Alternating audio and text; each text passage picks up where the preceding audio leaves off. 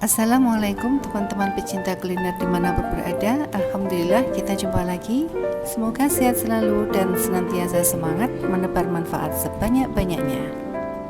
Pada kesempatan kali ini saya akan sajikan resep perkedel kekinian tanpa menggunakan kentang yang sering disebut bulbung.